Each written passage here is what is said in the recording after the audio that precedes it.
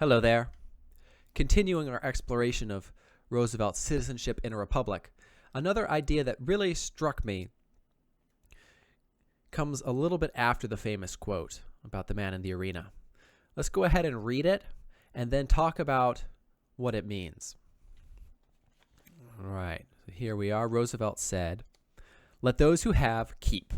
Let those who have not strive to attain a high standard of cultivation and scholarship. Yet let us remember that these stand second to certain other things. There is need of a sound body, and even more of a sound mind. But above mind and body stands character, the sum of those qualities which we mean when we speak of man's force and courage, of his good faith and sense of honor. I believe in exercise for the body, always provided that we keep in mind that physical development is a means and not an end. I believe, of course, in giving to all the people a good education, but the education must contain much besides book learning in order to be really good. We must ever remember that no keenness and subtleness of intellect, no polish, no cleverness in any way make up for the lack of the great solid qualities: self-restraint, self-mastery, common sense, the power of accepting individual responsibility and yet of acting in conjunction with others, courage and resolution. These are the qualities which mark a masterful people. Without them, no people can control itself or save itself from being controlled from the outside. I speak to brilliant assemblage. I speak in a great university which represents the flower of the highest intellectual development. I pay all homage to intellect and to elaborate and specialized training of the intellect. And yet I know I shall have the assent of all of you present when I add that more important still are the commonplace, everyday qualities and virtues." All right. So what does this mean? What is Roosevelt trying to convey? Well, he's giving us a hierarchy of how people's skills stack up. He's saying that at the top of our hierarchy, we have the person's character. And he goes through some traditional American values of individual responsibility, ability to work with others, courage, honor. On top of those are built the person's sort of physical and mental capabilities. So when he's talking about being a sound body, Roosevelt is talking about, if we were to go to war and you had to be drafted, would you be useful?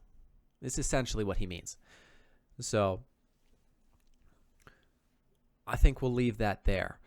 When he's talking of sound mind, he's meaning, are you capable of making reasonable decisions?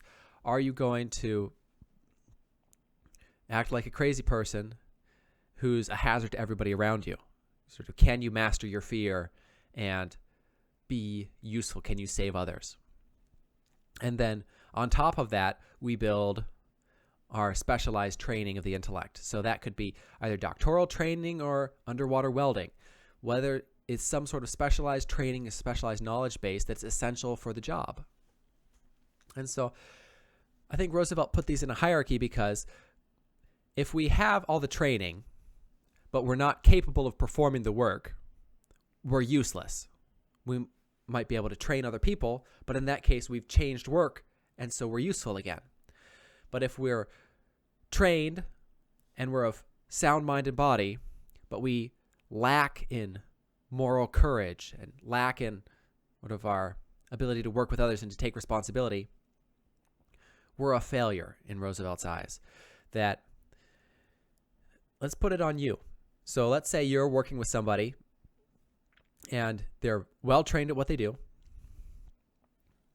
They're capable of doing the work in both mind and body, but they refuse to take responsibility for anything that goes wrong. I know I would be willing to work with someone who is less capable in both training and in mind and body, who is willing to take responsibility for what they do, than someone who is not willing to take responsibility. Because the person who is willing to take responsibility is going to improve. They're going to be a reasonable person to work with, and there's going to be the ability to develop a relationship there, so that either in the company you're working in or the university where you're in a cohort together, that you can grow as people and become better by the time you part ways. Whereas if you're lacking in these moral qualities, you're not capable. I also think it's interesting how Roosevelt talks about exercise as a means and not an end.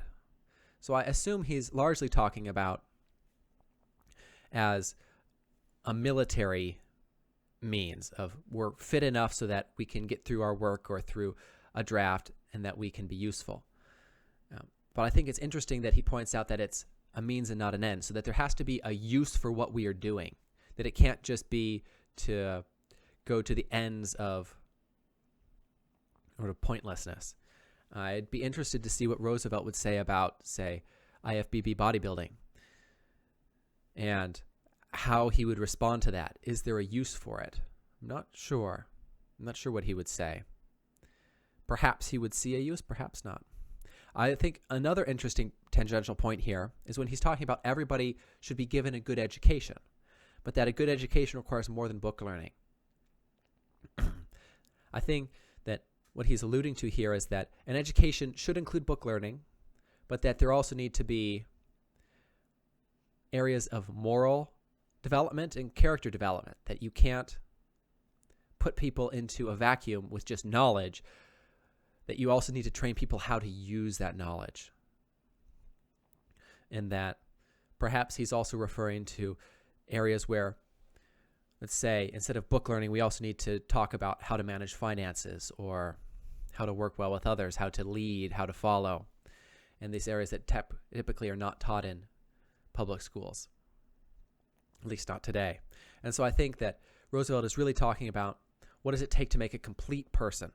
Specialized training of the intellect is certainly there, being able to take care of the body and the mind, and then all the way down to character.